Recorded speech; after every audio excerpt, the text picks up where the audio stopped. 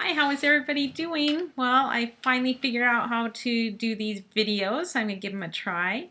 I want to warn you ahead of time. A few weeks ago, I got braces. I've been having these jaw problems for the last few years. I finally got desperate enough to give braces a try. So just don't be distracted by the sparkly little blue rubber bands on my teeth. And we'll get to this first question. I had a question from a reader. And she said, my question's about boundaries. I'm one of those people who binges and has a hard time only having one cookie or one scoop of ice cream. I think a lot of us can relate to that, right? She asked, do I need to give up desserts for life? I'm miserable thinking about giving up sweets, but I'm also miserable feeling out of control with them. I guess I'm just having a hard time with that initial setting of boundaries. I'm wondering if you have any additional insights. Okay, so the question is, do you have to give up sweets for life? And I suppose the secondary question is, should you give up sweets when you're setting your boundaries, even if it's just for a limited period of time? And first of all, I'd say there isn't really an easy answer to that question. You know yourself better than I do. And so the question is, do you think you'd have an easier time following your boundaries with sweets, or would you have an easier time following your boundaries without sweets? Because our goal is to get to the point where we can hold food with open hands, where we eat with self-control, where we follow our boundaries. Okay, no matter what you set, whether you give up sugar or don't give up sugar, you're not going to be able to follow your boundaries perfectly. That's okay though, because we're transformed by the renewing of the mind, not by following our boundaries. So no matter what boundaries you choose, every time you break them, you renew your mind, you take off the lies, you put on the truth, and God will change you through the renewing of the mind. But on a practical level, you still have to decide what boundaries am I going to use.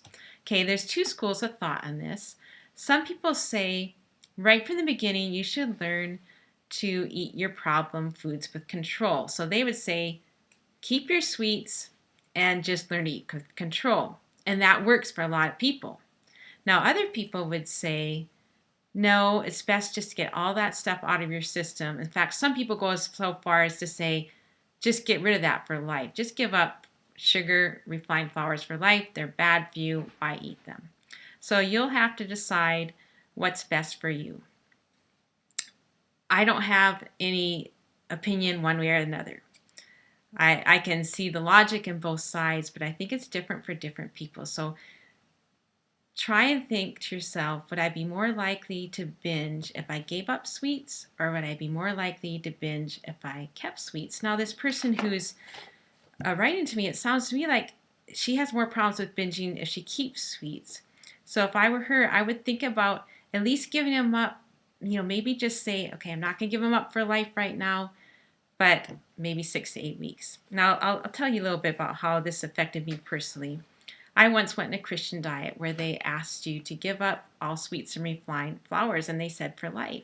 Now, I really rebelled against that because I love sweets and I didn't want to give them up for life. So I did it during the diet, but afterwards I went back to eating whatever. It wasn't until maybe 7 or 8 years ago when I was studying idolatry that I realized sweets were an idol in my life.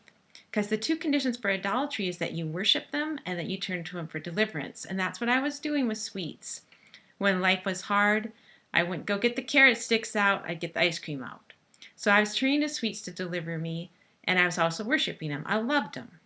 And so when I realized I was making an idol of them, that's when I finally said, you know what, I'm willing to give this up for life, God, because I love you more than sweets. And at that point, I did give them up with the idea that I give them up for life if necessary.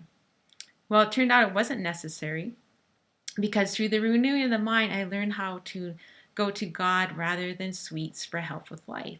And once I started learning that, sweets weren't an idol anymore. I wasn't turning to them for deliverance. I was holding them with open hands.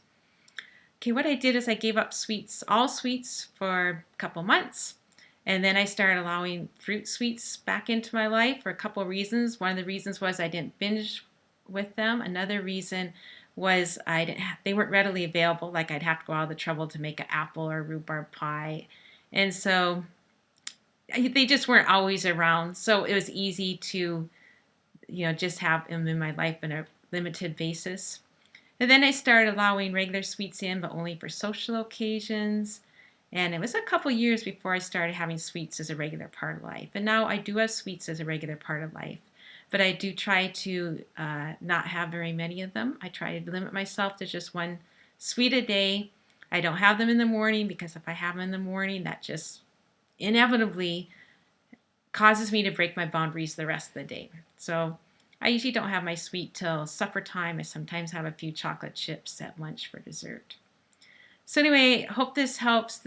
I guess the bottom line is there's really no surefire, easy answer. No, you can't know right now what's going to be the best. So just give it a try, but maybe instead of thinking in terms of the rest of your life, think in terms of the next 6 weeks. What boundary do I want to try to set for the next 6 weeks? But if you do that when 6 weeks rolls around, don't go for an all-out pig-out session. Just ask yourself, okay, now am I going to stay off sweets or am I going to add them into life? The truth is, the more truth you get into your system, the more you'll be able to eat with control. So just keep renewing your mind every time you break your boundaries. God will use the truth to transform you. So it's really not quite as important what boundaries you choose. It's far more important how often you renew your mind. So anyway, hope that's been helpful. If you guys have any other questions, I've figured out how to do this now, and it's really easy to do it if I have a question to answer. So just email me the question under the About tab at barbaraveling.com, and I'll talk to you guys later. See you later.